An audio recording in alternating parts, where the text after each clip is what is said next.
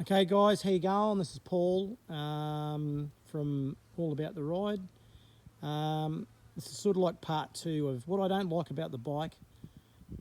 My complete mods, because I missed a lot of them on the last one, and how these potential problems that people face on the V85 can be overcome. The reliability issue, which I said I've basically had none at 26,000. I've heard of a guy in America with 100,000 miles, one with 80, and they've never had one single problem. Also heard with others they've had heaps of problems. So was the bike built on a Friday? I don't know. I know these bikes are basically hand assembled in pretty much in Italy, so I'm not sure if that's something to do with the assembly part of it. I don't know. But my experience has been quite good, very good. All bikes have problems. I've had 26 bikes or something. Even Japanese bikes. I don't think I've ever owned a motorcycle that didn't have a problem. So I don't think it's just Moto Guzzi that has problems. All bikes have a problem. I've got a Honda that had a problem. Sorry, I just had a fly in my mouth. A pretty new Honda actually, 2021 model, that I had the fan going. I had to get the fan replaced under warranty. So don't think it's just European bikes. Okay. I'll go on with mods. I'll go on from front to back, but as I'm talking to you about this, I'm going to go on and tell you what is brilliant, what fixes potential or what fixes problems that are caused by these bikes. Now I've sort of listed this in 1 to 5, as in mods. Like 1, I say it's essential, it's a must-do mod. 2, should do. 3, would make a difference. 4, minor difference. 5, looks better, but not necessarily practical or required. Possibly. I'm not all about bling, I'm about practicality and what works and what doesn't. Okay, I'm going to start from the front, guys. I know I've done this before, but this one's going to be a lot more detailed than what I've done. Okay, from the front, you see I've got this headlight protector. I don't consider that essential. I think it can make a difference, as in, you can see this goes up and down. It's very tough. It's just on eBay, and it stops, you know, your headlight getting chipped and heaps of bugs all over it, which then this catches the bugs. So not essential. It can stop your light from getting chipped, so it could make a difference. So there you go. Now this next one is a definite must have. You need to get one of these UK Palmer Products screen adjusters. They just fit straight onto the existing mount, and what they do is they can, your normal screen just goes straight on it, so it takes your screen up or down, in or out, backwards and forwards, and on top of that the wind deflector. Between those two, and you can even on this Palmer Products, you can even put another screen on there, what you'd normally do. So there's lots of different options, and you can get the crossbar, and on that crossbar I've put 2 quad locks for my 2 phones, so a navigation phone and my normal phone. There you go, so that's that. Handguards. Handguards are a very practical thing. They stop bugs hitting your hands, cold wind.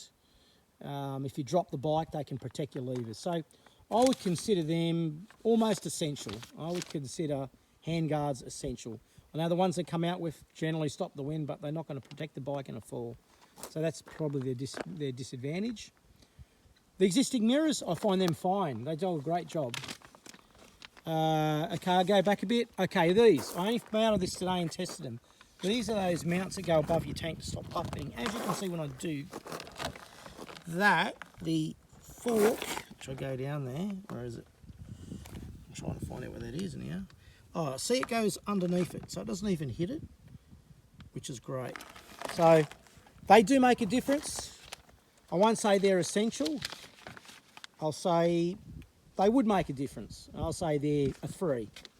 So your hand guards I'd class as a 1, your screen I'd class as a 1, and I'd probably class them as a 3, 2 to a 3 maybe. Crash bars. These are SM Motec. I know the stock ones used to go for your engine casing, and I just don't like that at all. If you drop the bike, that's just going to have potential to wreck your engine casing. I think SM Motec ones are probably one of the best. If you drop your bike, these are going to save your engine casing. in just if the bike falls off the stand, or a low speed crash. A high speed crash isn't going to save anything. Your bike will be written off. But in a low speed off or just dropping the bike, it's going to save your engine. So there you go. Bash plate, the existing bash plate on these is fine, as long as you're not going to take your bike on anywhere totally bad, which I have done, and it's still been fine. That's not a mod, obviously, that's just a normal part of the bike. Okay, these tank pads, they're good to have. Wouldn't say they're essential. What they do, they may stop a little bit of vibration coming through the tank. When you stand up and put your knees on the tank, they're very good to help you give you grip when you're standing on the pegs. And even when you're riding along, they're a little bit more comfortable. So they're not essential, but they're good to have. Moving further back, the pegs. I've got these SM Motec pegs on. Now you can adjust these up or down. There is you do get a rubber insert to go in them. I've taken them out because I prefer them out. They're brilliant. A lot bigger than your normal pegs. I would class them not as essential, but I would class them as about a good to have. They make a difference. So I would say they make a difference.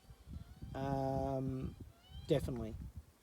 And the tank pads, probably, they make a minor difference. So I'd say they're about a minor difference, but they're a comfort thing. So however you want to put that. The seat cover. Now this seat cover, I reckon, is a should do or an essential, because I used to sit on the bike for about 100 k's and I'd get a sore butt. I've been on this bike now with this new Wind Rider seat cover until I've had to fuel the bike up. What it does is put flow under your backside as you're riding. And whoever gave me that idea about putting the Moto Guzzi thing on the outside, thanks, that's a great idea. In winter, it's not as good because winter you get the cold air under your backside. So maybe you can put some sort of cover over it, to stop that. Or just put, or put some warm trousers on like you normally would in winter anyway. But in summer, and just normal riding, they are brilliant. I'd almost clounce that as essential, or you should do it if you want a comfortable seat. I'm not sure what the comfort seats are like on the Guzzis. They may be brilliant, so I don't know. I've also put the V-Boost in. You can't see that, but the V-Boost in these stops all that jerkiness from 3,500 RPM, and it makes a massive difference to this bike and its smooth running. I would class that as a should do or essential. Yeah, definitely. Now, the other thing I've done recently, and you probably haven't heard that, is I've done the decat. So I've got these header pipes from Vertex and the Y pipe from Meerkat. They're both Australian companies, so Vertex motorcycle exhaust and Meerkat motorcycle exhaust in Australia. And I've taken this bike some pretty off-road stuff on my trip, and they held up brilliantly. Now what these pipes do, they make the bike breathe easier, and as a lot of you owners may know, the bike runs quite hot between your legs in hot weather, around town or in summer months. This reduces the heat on the engine. Like honestly, riding around town, it's a lot cooler.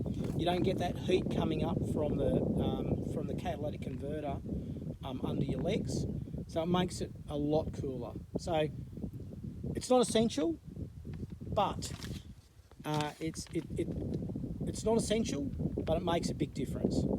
So I would say definitely, if you want to make your bike run cooler. If you lived in the UK or Europe and it's cold a lot of the time, maybe not, but definitely in hotter ways. Now, it doesn't give the bike really much more performance, honestly, but it does make the bike run cooler. And also the velocity stack, Mistral Velocity Stack and Mistral V-Boost.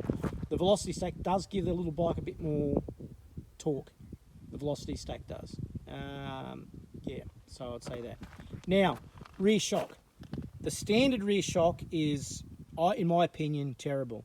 It's okay for your everyday use, but for touring, it just doesn't cut it. It just doesn't have the adjustment as a normal shock does. It just, this has got, the preload on this is very good. You've got about 5 positions of preload, but it's very fine-tuned. And, oh, sorry, your rebound. I correct myself, your rebound. It's about 5 positions of rebound on there. 4 to 5, I can't remember, but they're very fine-tuned. I think it's 4, actually. And your spring preload, you've got so much spring preload. And on your standard shock, you've got like 5 positions, and that's it. I've gone touring on the standard rear shock, and I didn't have that much on. I had a couple of panniers. I didn't have the bike overloaded. I had it on maximum, and the shock just couldn't handle it. It just, on normal roads, it just was bouncy. It just, no good. The standard rear shock is, in my opinion, crap. If you have a pinion on the back, it'd be worse. If you carry a pinion in any luggage, if you don't do any of that, well, maybe it's fine. But that's all I would say. So you definitely, I would say a rear shock is essential. I would say the Meerkat and Y-pipe decat, it's probably good to have, definitely, maybe even essential in hotter weathers, or a good to have. Should have in hotter conditions. What else, guys? I'm trying to think what else. Oh, the Guzzi tank ring, great for touring because it puts your tank bag down a bit further. I think it's a good to have. It's not essential. A good to have. Depends on whether you carry a tank bag, and it's up to you. I put an additional USB. I ran an additional USB up. That's an Oxford USB there, and I've just ran it basically from the battery up. And I've got another USB in the back box that connects to that sort of clean under the seat, and then you'll see in here. That's where it is there. So that's when I'm riding along, I can charge stuff in there. I'll just pick that piece of paper up. Now also too, one other thing I'll say, your standard toolkit, your standard Guzzi toolkit, the shock adjuster, it still works on this shock. The one they give you is quite long, but the standard one works on this, so it's great. I'll cover off with one more thing, guys. I think I've covered everything. I had my own panniers, sorry. I had my own panniers, which are Benelli panniers. I retrofitted to fix this. 1130 Benelli, you won't get them. But, and I also got some harder ones, which were older Aprilia panniers, which mount on as well. So, but I put this Pelican case on. They're brilliant, they're cheap, easy to mount. And I even put like a breadboard underneath there to give it that more durability. So, cheap back box Pelican case, and you can lock it. So I can put, you know, put a lock on there. I've got something in the moment, but I can lock that, so it's good. Tyres. Tyres are one of those things you change all the time, but the best tyres I've ever had that's given me the most durability is the Dunlop Trailmax Missions. They are brilliant. This is my second set. These ones are about 10,000 kilometres now.